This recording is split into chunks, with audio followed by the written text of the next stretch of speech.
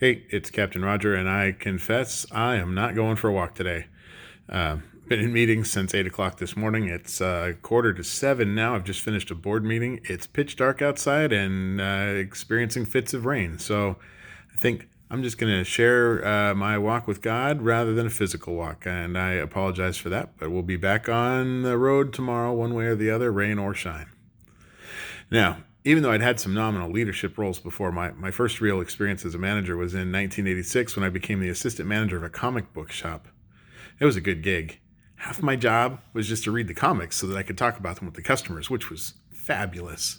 There weren't really any staff for me to manage either, except a couple times a year when we did inventory and the owner would have a couple of younger kids come in to help.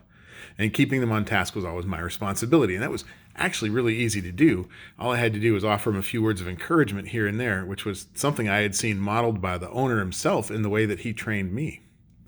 And later, when I was a manager of a bookstore, I would participate in these training sessions that were designed to help us get the most out of our employees by giving them positive affirmation when we could.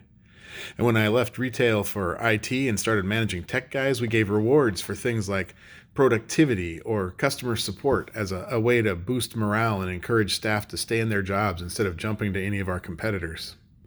And then later, as a youth pastor and then adult pastor, part of the role that people envision clergy holding is that of an encourager.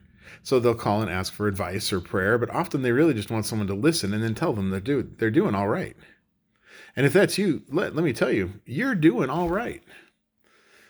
But the truth is, I am not much good as an encourager. I am more likely to point out a fault than to thank someone for their good work the way that I should.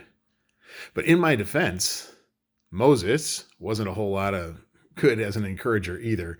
So apparently it's not required for church leadership. Well, maybe that's sad.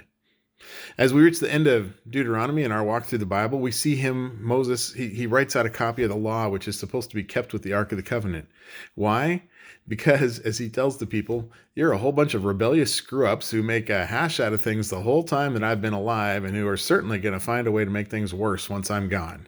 You are certain to become totally corrupt and bring the greatest disaster of all time down on yourselves by your really bad behavior. You're just evil, evil people. And that Moses, he was such a sweet talker, wasn't he? And then he sang a song he had written about how God is great, but the people really pissed him off. And in short, they're all really horrible, horrible people who are most likely going to die, except for maybe a few that God might decide to save so as not to be too embarrassed by their defeat or downfall. Now, in our walk with God, I think we might do well to remember that God chose not to bring Moses into the promised land. Now, I'm not saying it was because his encouragement skills needed work, but I do think that we do better when we offer honest encouragement rather than when we lay out all the things that we see that could go wrong. I'd much rather shoot for the positive than dwell in the negative, you know?